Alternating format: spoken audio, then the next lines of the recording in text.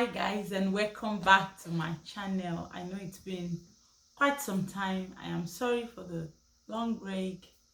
It's just been, you know, life here and there, and I've been trying to do some things too personally. And that is why you've just been seeing that I've been posting, one time a week and all that. But trust me, I have not forgotten you. I am still here. So thank you very much once again for coming back. If you're a returning subscriber, and if this is your first time watching me, I really want to appreciate you. My name is Grace Isaac. Yes, that's not because I'm married to an Englishman, but because I'm married to a Nigerian man who has an English name. Yes. So my name is Grace Isaac, and welcome back to my channel. Let's just take one moment to appreciate my skin. So guys, I have been using what is it called now? Why did that skip my mind? Castor oil. I've been using castor oil on my skin because I saw that it's good for the skin, especially the ones that says you can. Some of them, I don't know, there are some that they don't put skin on, but I got one that says for hair and skin only. So I've just been trying to apply it on my skin maybe like 4 times in a week most of the time. Most of the time I do it at night when I want to sleep. But I am one person that is also not so, like, I don't fancy makeup like that. So I like my beard face, and when I do that, I just apply some castor oil and I leave it like that. So thank you. Don't let me play too much. This afternoon, guys, I just want to bring this up and give some advice to my single friends and anyone out there who is just willing to hear me. And I want to talk about some of the red flags you have to watch out for when you're going into a relationship, or when you are in a relationship with a guy. I know we talk about guys all the time. For a woman, yes, definitely there are red flags you have to look out for when as a guy you're going into a relationship with a lady too. But I talk most about the women versus the guy, because the truth is, as a woman, you have a lot of work to do when you're married. And you can really never be prepared, but you can also be prepared.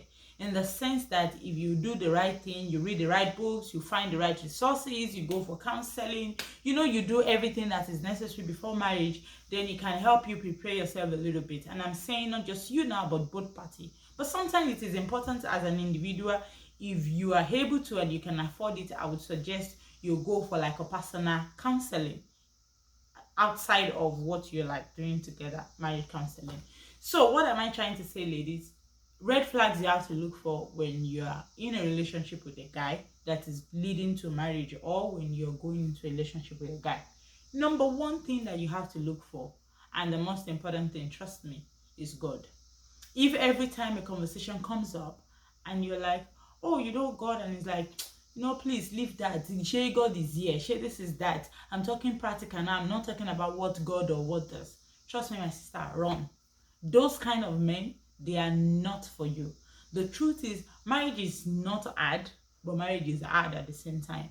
And when matters arises, when issues arises, the only person, when every other thing fails, the only person that can help you through that thing is God. And if that person don't believe in God, or if they would always want to scratch God out of the equation, then you are in trouble. Trust me, 100%, you are in trouble. So if at every point in time they scratch God out of the equation and they tell you, oh no, it's not about God this time, trust me, run away. No matter what, even if that person is a pastor or some worker in the church, run away. That kind of man is not for you. That is number one. Number two, when you don't have a voice in the relationship. For example, if you're trying to do something together, or yes, let me just say you're trying to do something together, and the guy is telling you, oh, this is what I want us to do, and you have maybe other opinions, or you have more suggestion, input on how to make that thing better, and he's telling you, oh no, I'm the man of this relationship, this is what I want. Sorry guys, and that is how it will be. Run away. Men like that, when you don't have a voice in the relationship, when they get married to you, you would not have any voice. As a matter of fact, if care is not taken, it can lead into physical abuse, any form of abuse when you're married. Because the truth is that some people say, and sometimes my sister would say this, that Oh, is it true? Everybody has been saying when you get married, it's like there's a switch that turns on in a man and in a woman, and all of a sudden you start acting like man and you start acting like a married woman or whatever. It is true. There is some spiritual switch somewhere that turns on in everybody, that makes a woman act a certain way when she is married and makes a man act a certain way when he is married. Especially, and I'm not sorry to say this, African men. When you're married to an African man, no matter who they are, no matter where they grew up or where they were born, Africa is Africa. They have it in their blood. If you don't have a voice, if you cannot bring up a suggestion, if you cannot give your input in the conversation anywhere, and it would always shut you down, he is not for you. He is not the right man for you. That is number 2. Number 3, if at every point in time he will always refer back to his mom and be like, oh, this is what my mother said. They call them aka mommy's boy. Oh, this is what mommy said. Or you're trying to do something again and he's like, oh wait, maybe let me run it through mommy. And I'm not saying he cannot run something through his parents or through his mom, but I'm just saying when it becomes a constant thing, that is the norm in your relationship. Everything has to go through mom, and mom has to give his approval, and if mom doesn't give her approval, then it cannot be done. My sister, run away. If you have your heels on, take off your heels and run, because men like that, you would not have any voice in that relationship. As a matter of fact, there are so many people that even as a man, they don't make decisions.